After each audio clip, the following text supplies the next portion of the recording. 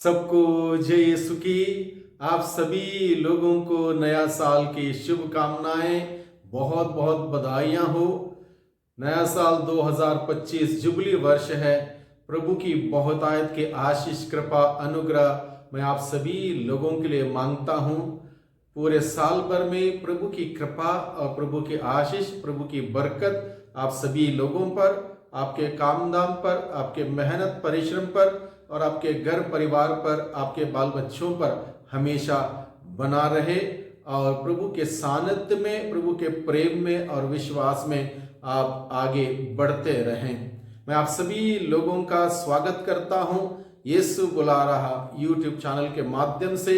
हर दिन का ईश्वर का वचन सुनने के लिए, मनन चिंतन करने के लिए मैं आप सभी लोगों का हार्दिक स्वागत करता हूं।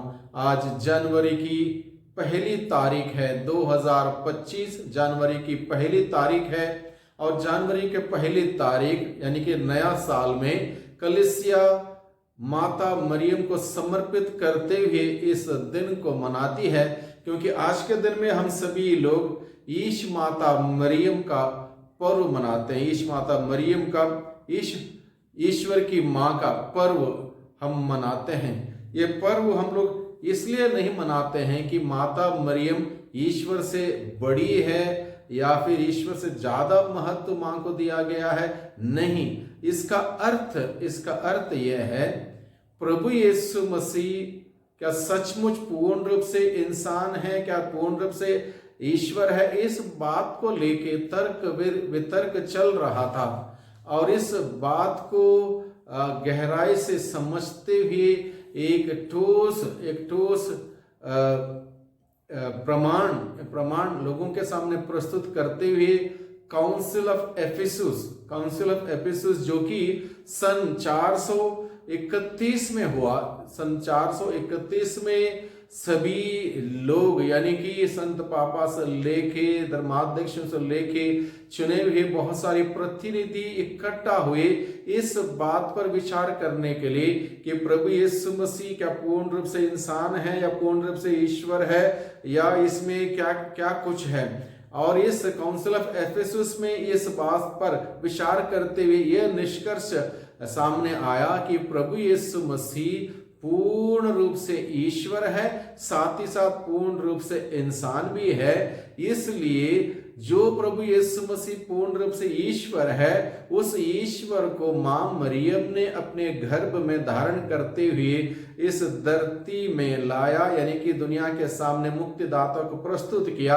इसलिए उस मां को ईश माता का दर्जा दिया गया। ईश माता का दर्जा इसलिए दिया गया है, प्रभु यीशु मसीह पूर्ण रूप से ईश्वर है, साथ ही साथ पूर्ण रूप से मनुष्य हैं। इसलिए ईश्वरता का पूर्णता के वजह से जिस मां ने उसको धारण किया, उस मां को ईश माता का दर्ज दिया गया है। इसलिए इस बात को हम लोग स्पष्ट रूप से समझें, माता मरियम यीशु से बड़ी नहीं है, ईश्वर से बड़ी नहीं है, ना ही ज्यादा महत्व है, लेकिन यहाँ पर महत्व इतना ही है, उन्होंने मुक्तिदाता प्रभु यीशु को अपने कोख में धारण करते हुए दुनिया को प्रस्तुत किया। इसलिए उस मां को ईश माता का दर्जा दिया गया है।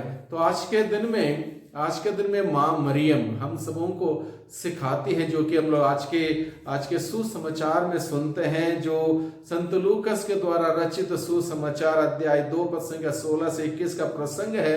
इसमें हम लोग पढ़ते हैं, माता मरियम ने सारी बात प्रभु यीशु के बारे में जो कुछ भी उद्घोषित की गई, या तो चरवाहों को, या तो ज्योतिषियों को, या स्वर्गदूत के माध्यम से जो कुछ भी बातें बताई गई, वो सारी बातों को माता मरियम ने अपने दिल में संजोए रखा। She kept everything in her heart and she pondered, यानी कि सब कुछ अपने दिल में संजोए रखा और उस पर मनन चिंतन करती रही।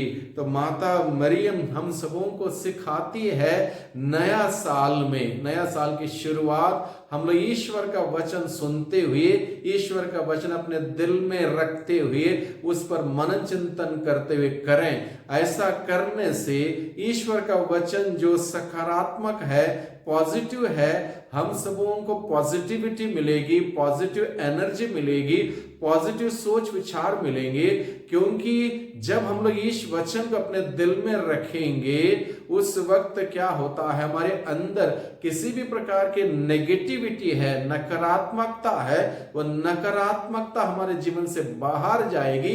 पॉजिटिविटी से हम बढ़ेंगे, सकारात्मकता से हम बढ़ेंगे, सकारात्मक सोच विचार रहेगा, सकारात्मक भावनाएं रहेंगी, सकारात्मक कार्य रहेगा, जीवन सुंदर होगा और इस जीवन के द्वारा हम लोग दूसरों को खुशियां दे पाएंगे, आनंद दे पाएंगे, शांति दे पाएंगे, क्षमा दे पाएंगे।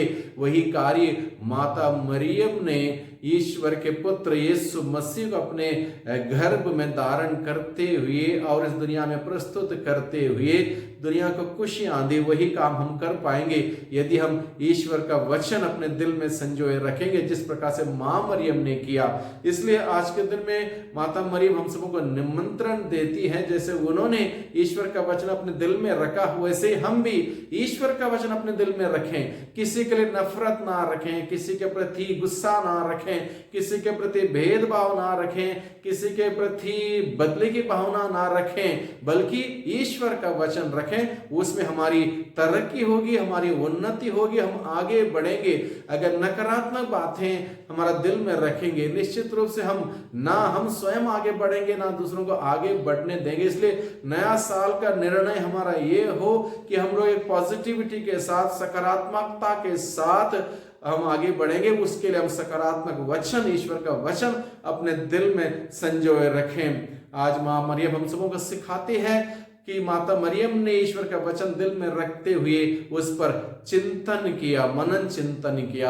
यानी कि नया साल में हम लोगों को क्या करना चाहिए? चिंता नहीं करनी चाहिए, किसी बात को लेके चिंता ना करें, बल्कि हम लोग चिंतन करें। क्या लेके चिंतन करें? ईश्वर का वचन को लेके चिंतन करें। Let us meditate on the word of God. ये महत्वपूर्ण है। और जहां हम लोग ईश्वर का वचन को लेके चिंतन करेंगे, निश्चित रूप से हमारा जीवन दिन प्रतिदिन बेहतर से बेहतर होता रहेगा।